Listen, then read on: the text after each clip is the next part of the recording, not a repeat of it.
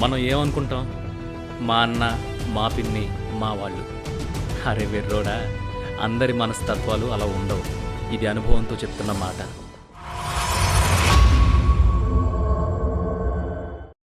చుట్టానికి ఎంత దూరం ఉంటే అంత మంచిది.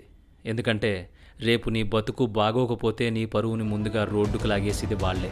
సాయం చెయ్యకపోగా మా ఓడికి ఎప్పుడో చెప్పా జాగ్రత్తగా ఉండరా అని. ఇప్పుడు చేతులు కాల్చుకుని ఆకులు పట్టుకుంటే ఏం లాభం అని గుచ్చి గుచ్చి మాట్లాడతారు.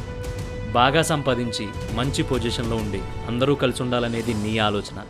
కానీ కేవలం వాళ్ళ పిల్లలు బాగోవాలనేది వాళ్ళ ఆలోచన. మంచిదే, కానీ మనం రోడ్డున పడాలి అని కోరుకునే చుట్టం మనకు అవసరం లేదనుకుంటా. నలుగురు తోడుంటే ధైర్యంగా ముందుకెళ్ళగలం అనుకోకు.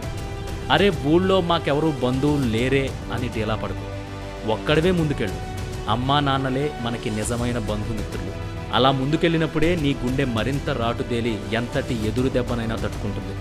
ఎలాంటి బాధనైనా గుండెల్లో దాచుకుంటుంది. ఇక్కడ కావాల్సింది విజయం లేదా డబ్బు. ఈ రెండిట్లో ఏదో ఒకటి ఉంటేనే వాడు మావాడు అని నీ గురించి చెప్పుకుంటారు.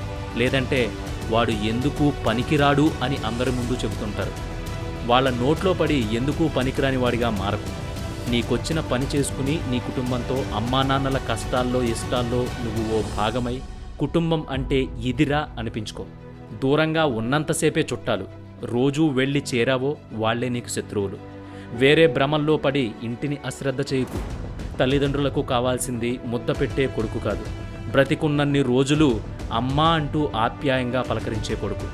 ఇది ఒక్క ముక్కలో మనవాళ్ళు అనుకుని మనం భ్రమపడే వాళ్ళ గురించి చెప్పాలనుకునే మాట. మన ధైర్యం మనమే కావాలి. మనల్ని నలుగురు అనుసరించాలి. ఇదే జీవితం.